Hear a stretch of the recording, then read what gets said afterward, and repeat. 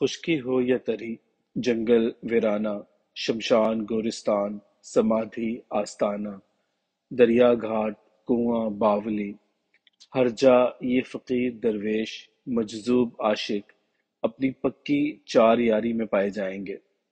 ہر چند کے سب کتے کوے کبوتر اور کچھوے اپنی قامت و شباہت، خود و خصائل اور محاسن و معائب کی ہلکی بھاری تفریق و تفصیل سمیت ایک سے ہی ہوتے ہیں، تاہم چندہ چنیدہ بخت اپنے ہم ذاتوں ہم جنسوں میں ایسے اولیٰ اوقات و مراعات ٹھہرے کہ باعث رشک بن کر ضرب الامثال و تمثال ہوئے۔ کوئی وفا تسلیم اور صبر کا پیکر، اور کوئی اپنے اندر باہر کال کے ملامتیں پھٹکارے دہکائے۔ پیا رنگ کی تصویر اور تفسیر، کالا شاہ فقیر، کتے اور کوے تو اس سمے بھی جگے ہوتے ہیں جب نیند بھی ذرا کی ذرا ٹیکی لے لیتی ہے۔ شب زندہ دار خود کو زندہ کیے ہوتا ہے تو کوئی یار کی سانسوں کی مہکار سے تارے نفس میں موتی پرو رہا ہوتا ہے۔ قعود میں پڑا کوئی سجود میں گرا اور کوئی کسی کے وجود میں گڑا، کوئی راہزنی اور کوئی چوکیداری میں، کہیں جام لنڈ ہے تو کہیں پانسے پھینکے، ہر ذی نفس کہیں نہ کہیں دھرا، مگر یہ ملامتی فقیر جو بن ماں باپ پیدا ہوا، مؤذن اول سویرے سویرے بنیرے بنیرے سب کو سلامتا اور جھانکتا پھرے، کتا نہ پاک، کوا نجس، کبوتر پاک اور کچھوا مکروہ۔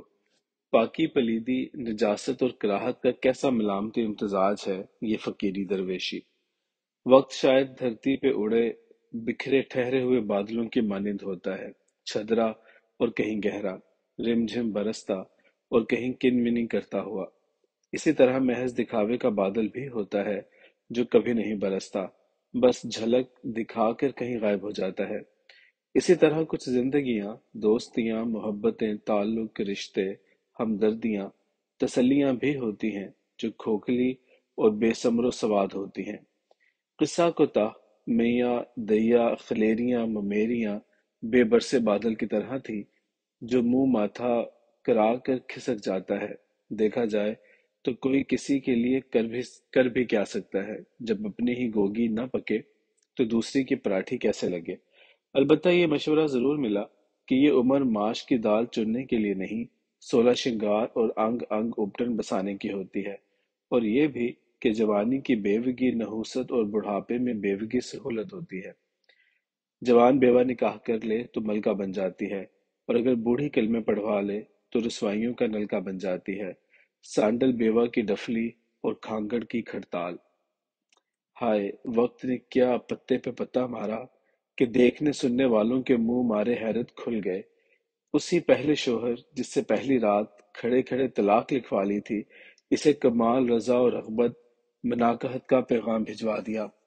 اللہ جانے وہ کس مٹی کا مادھو تھا، لاکھوں کا کاروبار، بازار منڈی میں ساکھ، سوداگر بچہ مگر مت عقل کا کچا، دوبارہ اپنی بھد کا بھدرا کروانے پہ تل بیٹھا۔ لاتعداد نعشوں کی طرح خود پسندی، خود نمائی، خود ستائی اور خود اذیتیں بھی بڑے قاتل نشے ہیں۔ نفسیات کے عالم خوب سمجھتے ہیں کہ اس نوع کے انسانی کیفیات، لطف و حظ کا حصول ایسے ذہنی، جنسی اور اخلاقی طور پہ بگڑے ہوئے افراد کا وتیرہ ہوتا ہے جو کبھی کہیں کسی غیر معمولی واقعے، جذباتی یا روحانی کیفیت میں ادھورے رہ جاتے ہیں۔ انہیں کوئی پچھتاوا ہوتا ہے یا پھر احساس برتری یا کہتری کا بے پناہ ادراک۔ بان اذیت پسند بھی ایک طرح سے ملامتی ہی ہوتے ہیں، فرق صرف مجرم اور محرم کے مابین محض ایک نقطے کا ہوتا ہے۔ اور آپ نے کبھی نہ کبھی کسی ذہنی مریض کو ضرور دیکھا ہوگا، وہ اکثر اپنے جسم کے ایسے حصوں کو دانتوں سے کاٹنے کی کوشش کرتے ہیں جہاں ان کے دانتوں کی رسائی ہوتی ہے۔ حیرت ہے انہیں کسی درد تکلیف کا احساس تک نہیں ہوتا، اور کسی ایسے نئے نئے عاشق لونڈے کو بھی جانتے ہوں گے جو بڑے چاؤ اور فخر سے اپنی کلائیوں پہ بلیڈ سے کٹ لگاتے ہیں۔ رشتے ہوئے خون سے آئی لو یو یا دل اور تیر بنا کر اپنی جیسی کچی کچوری محبوبہ کو اسی کے چھوٹے بھائی کے ہاتھ محبت نامہ بھجواتے ہیں، بازو کو گھر والوں سے چھپاتے ہیں اور گلی بازار دوستوں کو دکھا دکھا کر اپنے عشق کی دھاک بٹھاتے ہیں۔ انہیں بھی بلیڈ پھیرتے ہوئے مطلق کوئی تکلیف نہیں ہوتی، بلکہ ایک طرح کا حز محسوس ہوتا ہے۔ سینہ، سر پیٹنا، منہ پہ دہتھڑ مارنا، ماتھا پھوڑنا، فاقہ مستی، نہانے دھونے سے اجتناب، گوشہ نشینی، زبان بندی وغیرہ، یہ سب خود ملامتی، خود اذیتی کی مختلف شکلیں ہیں۔ میں نے دنیا کے بڑے بڑے ملکوں کے چیدہ چیدہ شہروں کی نمایاں شہرت کی حامل مارکیٹوں میں خود اذیتی کے آلات، لٹریچر اور کیسٹوں، فلموں کے بڑے شاندار اور اذیت ناک سٹور دیکھے ہیں۔ ان جدید انداز کے بنے سجے سٹوروں میں داخل ہونے کے بعد ایسا محسوس ہوتا ہے کہ آپ غلطی سے کسی میوزیم یا صدیوں پرانے کسی قلعے کی عقوبت خانے میں چلے آئے ہیں۔ اسٹاف کے لوگ بھی عجیب شکلوں، ڈراؤنے گیٹ اپ والے کہ کسی مقتل کے پہرے دار دکھائی دے۔ اندر light and sound, structure, design, colour shade کی ایسی ایسی سحر ترازیاں کہ بندہ سوچتا ہی رہ جاتا ہے کہ وہ خود کون ہے، کہاں سے آیا ہے اور یہاں کیوں کر پہنچا ہے۔ اس آزار نگری میں ہر اطراف مختلف آلات و لباس اپنی خوفناک حیت قضائی اور پراسراریت کے ساتھ دکھائی دیں گے۔ یہی نہیں بلکہ مختلف کرداروں کے مومی مجسموں کے ذریعے وہ مختلف مناظر بھی دکھائی دیتے ہیں جن میں ایذا رسانی اور خود اذیتی کے عمل کو ایسے ڈرامائی انداز سے دکھایا گیا ہے کہ دیکھنے والا ان سنسنی خیز مناظر کی ہولناکی کو اپنی ریڑھ کی ہڈی میں اترتے ہوئے محسوس کرتا ہے۔ کچھ مجسمے اور کردار متحرک بھی ہوتے ہیں۔ غور کریں، ایک برہنہ خوبصورت دوشیزہ جس کے سڈول جسم کے ابھار، گولائیوں، رگیں، پٹھے، ڈھلوانے، اٹھانے قیامت اٹھا رہی ہوں۔ ہاتھ میں ایک خطرناک چرمی چابک اٹھائے ایک ادھیڑ عمر مرد کی دھلائی کر رہی ہے۔ ہر چوٹ پہ شراب سی آواز ابھرتی ہے اور اس مرد کا سارا جسم کانپ اٹھتا ہے۔ اس کے ساتھ ہی مضروب کے منہ سے ایک تسکین آمیز سسکی نکلتی ہے، چہرے پہ طمانینت کی لہریں ابھرتی ہیں اور وہ سر اٹھا کر اس جلاد عورت کو تحسین بھری نظروں سے ونس مور کہتا ہے۔ اسی طرح کہیں کوئی مرد کسی عورت کو ہنٹروں سے پیٹ رہا ہے، کہیں وحشی مرد آہنی بٹنوں والے بیلٹ سے بیک وقت کسی برہنہ عورت کو مار رہا ہے۔ ایسے بیہودہ مناظر کہ جن میں بربریت، وحشت، شیطنت اور جنسی خباثت کو اجاگر کیا گیا۔ مرد اور عورت کے ایسے ایسے لباس اور جوتے سینڈل کہ جن کے اندر سیدھی میخیں ٹھکی ہوئی ہیں، سر کے آہنی ٹوپیاں، ہیٹ، خاردار دستانے وغیرہ۔ غرض یہ کہ ایک جہان خرابات ہے جو وہاں سجا ہوا ہے۔ دنیا کی کوئی قوم، ملک ایسا نہیں جن کے باشندے وہاں خرید و فروخت نہ کر رہے ہوں۔ بڑے بڑے سنجیدہ اور عالی نسل و حسب لوگ یہاں سے اسی نوع کی مہنگی کتابیں، فلمیں، کیسٹ خریدتے دکھائی دیتے ہیں۔ اسی قبیل کی لیکن قدر مختلف ایک اور خود اذیتی بھی ہوتی ہے۔ یہ شرفاء اور امراء میں پائی جاتی ہے۔ اس کی مثال پیش کرتا ہوں۔ ایک شخص کسی منچاہی عورت سے شادی کرنا چاہتا ہے لیکن باوجوہ ایسا نہیں ہو پاتا۔ آدمی شریف اور عزت شہرت والا ہے، ان حالات میں قصداً خود کو خود اذیتی میں مبتلا کر لیتا ہے۔ وہ ایک ایسی عورت سے برضا و رغبت شادی کرتا ہے جو کسی طور اس کو پسند سے لگا نہیں کھاتی۔ اسی طرح خاموشی سے ساری زندگی خود اذیتی میں بسر کر لیتا ہے، اور کہیں یہی خود اذیتی وقت گزرنے کے ساتھ ساتھ سرخوشی میں تبدیل ہو کر اس کی تسکین کا سبب بھی بن جاتی ہے۔ شاید اس سوداگر بچے کے ساتھ بھی یہی ہوا۔ خود اذیتی والا معاملہ بن گیا۔ وہ اپنے کاروباری، خاندانی، سماجی حساب کتاب میں بڑا ٹھیک ٹھاک بندہ تھا، آن بان والا اور خوددار۔ گو پہلی رات ہی بیوی کی طرف سے طلاق کا تحفہ ملنے پہ اس کی کافی بھد اڑی تھی، لیکن صد آفرین کہ کبھی اس نے سنبل سہانی کے خلاف ایک لفظ بھی اپنی زبان سے نہیں نکالا تھا۔ ہر بات، ہر رسوائی کو اپنی چند گھنٹوں کی شادی کا تحفہ جان کر سہ لیا تھا۔ جب کبھی گھر میں شادی کی بات چھڑی تو اس نے یہی کہا کہ میری بیوی بنے گی تو وہی، ورنہ کہیں اور شادی نہیں ہوگی۔ نیلم سنگھ کی شادی کے موقع پہ اور اس کے مرنے پہ بھی کبھی اس کے ہاں نہیں گیا تھا، مگر اب دیوانے اور کالے کتے کا عجیب و غریب قصہ اور اس کی درماندگی کا سن کر اس سے رہا نہ گیا۔ وہ آگے بڑھا اور سنبل سہانی کی غم زدہ اماں کے پاس پہنچا۔ تمام حالات جان کر اپنا تعاون پیش کیا۔ اماں بیچاری پہلے ہی شرمندہ تھی، اسے اپنا منہ دکھانے کے قابل نہ تھی۔ بجائے کچھ جواب دینے کے بے ساختہ رو پڑی۔ وہ پاؤں کو تھامتے ہوئے کہنے لگا، اماں، مجھے آپ اور آپ کی بیٹی سے کوئی شکایت نہیں۔ افسوس صرف اپنی بد نصیبی پہ ہے کہ میں آپ اور آپ کی بیٹی کے کسی کام نہ آ سکا۔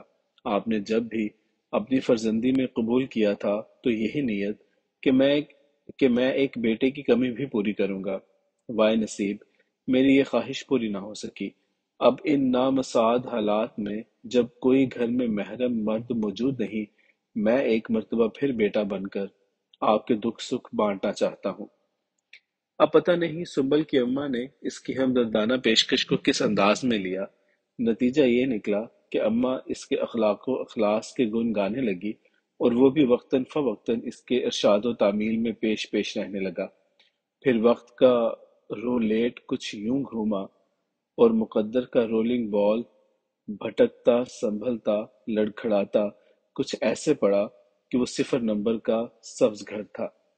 کیسینو میں جوئے کی گھومنے والی تشتری کو زور سے چکر دے کر ریٹھے کی گولی سے ذرا بڑا ہاتھی دانت کا سفید بال تشتری کے چکر کے الٹے رخ گھما دیا جاتا ہے۔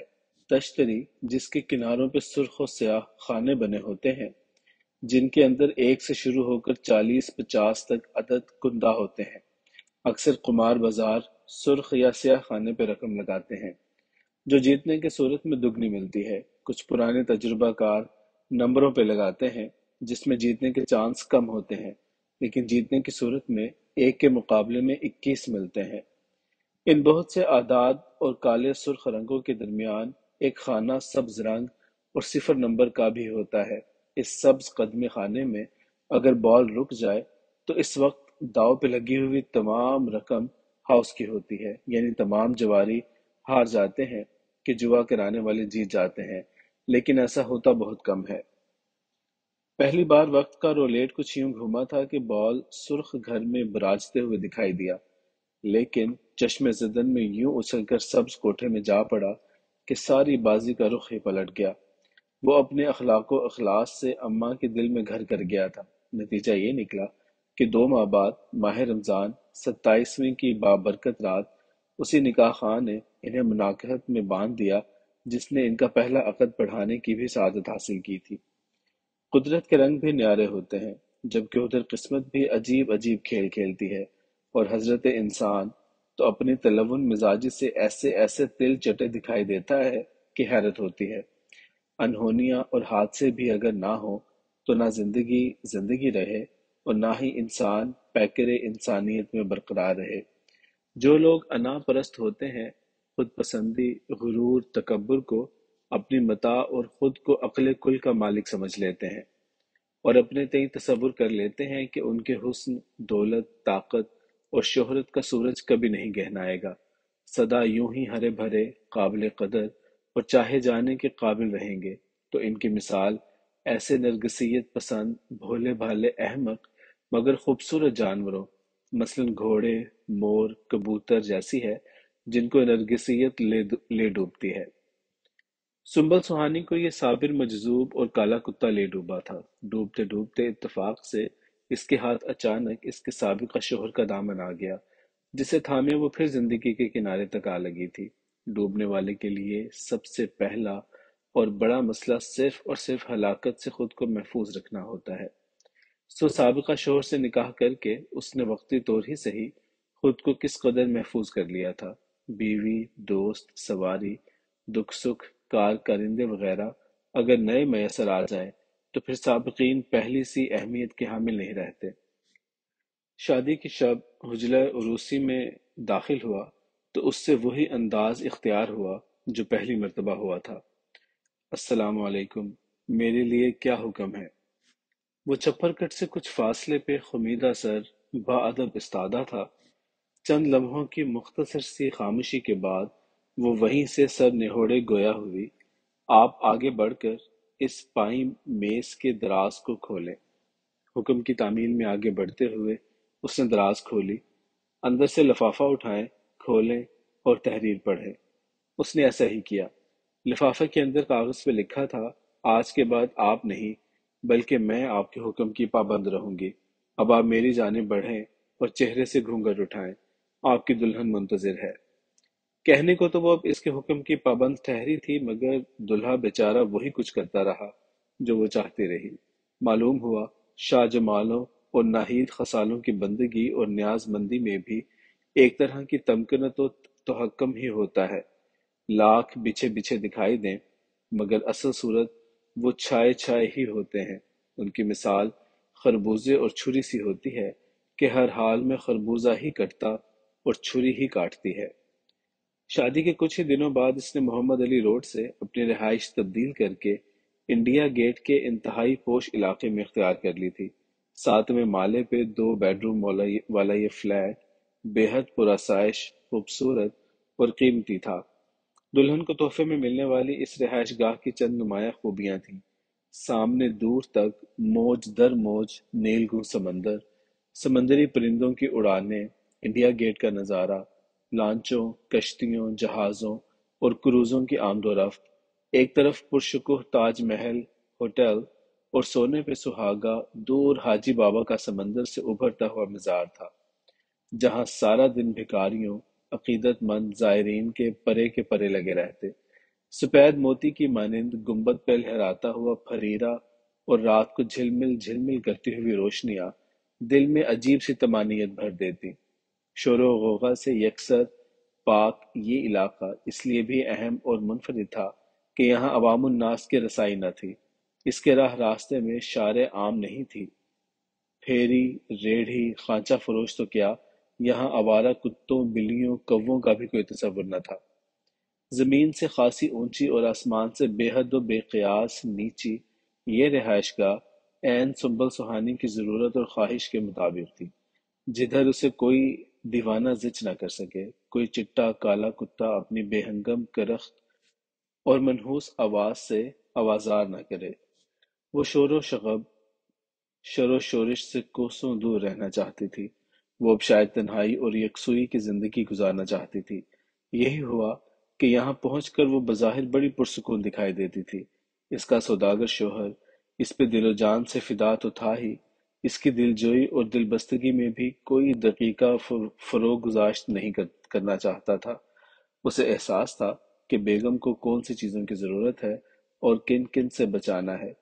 اسی کی خواہش پہ اندھیری والے جم کو لیز پہ اٹھا دیا اور بابا مختوم شاہ گورستان والے مزار کے گرد اونچی آہنی باڑ لگوا مزید محفوظ کروا کر گورکھے کا پہرا بٹھا دیا۔ نئی نئی شادی، رہائش کی تبدیلی اور درمیان ایک فاصلہ، ظاہر ہے اب وہ پہلے جیسی گورستان والی روزانہ کی حاضری ممکن نہ رہی تھی۔ صابر دیوانے اور کالے کتے کا الگ کھٹکا، اور ساتھ ڈاکٹروں سیانوں کا مشورہ کہ تنہائی قبروں، مزاروں، دھمالوں، ملنگوں اور کتوں وغیرہ سے دور ہی رہے تو بہتر ہے۔ شوہر بیچارہ جو شوہر سے کہیں زیادہ عاشق تھا، اس کے ہر معائب و محاسن کا خوب ادراک رکھتا تھا۔ وہ نامحسوس طور پہ اس کے بچاؤ اور بڑھاؤ کے لیے کوئی نہ کوئی لاہہ عمل تیار کرتا ہی رہتا تھا، جبکہ گھر میں آسائش و آسودگی کی ہر نعمت مہیا تھی۔ کہتے ہیں کہ جس گھر میں بھینس موجود ہو اسے باہر سے دودھ لینے کی ضرورت نہیں ہوتی، پر کیا کیجیے کہ انسان فطرت ایک ہی کھونٹے پہ بندھے رہنا گوارا نہیں کرتی۔ گھر کے نعمت خانہ میں کیا کچھ موجود نہیں ہوتا، لیکن پھر بھی لوگ باہر کے کھانے کھابے کو کھاتے ہیں۔ اسی طرح وفا، شفقت، محبت، عزت، عقل و علم اور پاک و حلال کے حاصل ہوتے ہوئے بھی یہ سیماب صفت انسان خصومت، نفرت، حماقت، مکروہ حرام اور بے وفائی اور بددیانتی کا مظاہرہ کرنے میں آر محسوس نہیں کرتا۔ گھڑی میں تولا، گھڑی میں ماشا، پل میں پھٹکڑی، پل میں بتاشا، یعنی یہی بشریت کا خاصہ کہ اسے کہیں ثبات نہیں، یہ ثابت رہ ہی نہیں سکتا۔ تغیر، تساہل، تلون، تلملاہٹ، توہم، تنفر، تفاخر، تنقید، تلابلی وغیرہ اس کی ہتھیلی پہ دھرے رہتے ہیں۔ ناک کی سیدھ چلنے، قطار، قریہ، قول میں قائم رہنے سے اس کی کایا کانپنے لگتی ہے۔ اس کی ایسی گلپن مٹی کہ پوری حیاتی قد قدورتی اور کل کل میں ہی گزر جاتی ہے۔ وقت کا پہیہ تبدیلی کا تیل دینے سے ایک بار پھر جیسے تیسے رواں ہو گیا تھا۔ اصول حرکت ہے کہ روانی میں یکسانی نہیں ہوتی۔ جن عناصر، آوازوں، سوچوں، خیالوں سے بدکی ہوئی وہ یہاں نئی پناہوں میں پہنچی تھی، بدیر اب یہی چیزیں شدید شدومت سے اسے اپنی جانب کھینچتی ہوئی محسوس ہونے لگی۔ ڈھول دھمالے، قوالیاں اور کتوں کے بھونکنے کی آوازیں، نشے کی ٹوٹ والا جس طرح دیوانہ وار اپنی خوراک کے حصول کے لیے سرگرداں ہوتا ہے اور ہر جائز و ناجائز طریقے سے حاصل کر کے ہی چھوڑتا ہے، اسی طرح اب اس کی حالت بھی ہونے لگی۔ جدید ساؤنڈ سسٹم پہ فل والیوم کھول کر ڈھول قوالیاں سنتی، کتوں کی آوازیں سننے کے لیے کھڑکیاں کھول دیتی، اسی پرانی دوربین سے حاجی بابا کے مزار کے نظارے دیکھتی رہتی۔ شوہر بیچارہ سب کچھ دیکھتے سمجھتے ہوئے بھی خاموش اور صبر کرنے پہ مجبور تھا۔ اس کی تو اف اللہ، ہم تو کچھ بھی کہہ نہیں سکتے والی طبیعت تھی، بس جی میں جی اور نا میں نا۔ پرانی ٹرام پٹی سے بائیں بغل رادھے بار کی باڑ کو چھوڑو تو ایک پتلا سا بازار کھلتا ہے۔ پھول پتی، سست بازاری کے تحفے تحائف، جل پوری، بھوجن کھاجے، تسبیحاں، سرمے، ٹوپیے، سیپوں، گھونگھوں، کوڑیوں کے زیور، کھلونے، مچھلی، ناریل جل، بریانی، بھٹے، سنگھاڑے، پھلوں سبزیوں کے سلاد وغیرہ۔ ڈھلوان سے اترتے ہی سامنے نیلے سمندر میں ایک لؤلؤ بحر کی مانند دمکتا ہوا حاجی بابا کا مزار نظر آتا ہے۔ لگتا ہے جیسے مہربان مہاجن ساگر نے چنبیلی اور چمپا کے پھولوں اور کلیوں سے بھری ہوئی ٹوکری اپنے کشادہ بازوؤں میں تھام رکھی ہو، بل کھاتی ہوئی ایک پتلی تنگ سی پگڈنڈی جس کے دونوں اطراف پتھر اور کنکریٹ کے بڑے بڑے بلاک پڑے ہوئے ادھر سامنے درگاہ شریف تک دراز دکھائی دیتے ہیں۔ اس تنگ سے راستے کو، جو رات کے وقت ڈوب کر سمندر کا حصہ بن جاتا ہے، نہ تو سڑک کہا جا سکتا ہے اور نہ پگڈنڈی۔ یہ کوئی درمیانی سی چیز ہے جس کے دو رویہ پیشہ ور بھیک منگے چیونٹیوں کی مانند چمٹے ہوئے ہوتے ہیں۔ بوڑھے جوان، بچے، عورتیں، اپاہج، لولے، لنگڑے، اندھے، غرض یہ کہ ہر نوع قبیل کا فقیر فقر یہاں اپنی اپنی الاٹ جگہ پہ دھرا ہوا ہوتا ہے۔ کچھ تو وہ جو ازل ازل سے پیدا ہی یہیں ہوئے، کچھ وہ جو بولی دام دے کر ادھر دھندے پہ آ بیٹھے۔ ان کا ہی کمال ہے کہ یہ اس زائر سے بھی دان بھکشا نکلوا لیتے ہیں جس کے پاس زہر پھانکنے کو پھوٹی کوڑی تک نہیں ہوتی۔ آمنے سامنے دو رویہ براجمان، ان گرگانے وارا دیدہ کے درمیان سے ہر گزرنے والا ان کے لیے دھر لیا ہوتا ہے۔ اگر کوئی دھر لیا اپنی ازلی خساست یا دامن و جیب کی غربت کی بنا پہ بن دیے دلائے سامنے سے گزرنے کی جرت کرتا تو یہ اسے بد شبدی سے ایسا گل حکمت کرتے ہیں کہ وہ غریب مارے شرم و غیرت خود کہیں سے مانگ تانگ کر ان کے ماتھے مار جاتا ہے۔ دور درگاہ شریف تک پہنچتے پہنچتے عقیدت مند بیچارہ ان فقروں کی احزاریاں، دعائیں، بد دعائیں سن سن کر اور جیبیں جھاڑتے جھاڑتے بے حال و کنگال ہو جاتا ہے، اور اگر کچھ چھدرا چھدام بچ جاتا ہے تو وہ اندر ممبئی کے پاکٹ ماروں اور قاعدہ بے قاعدہ قوالوں کے کام آ جاتا ہے۔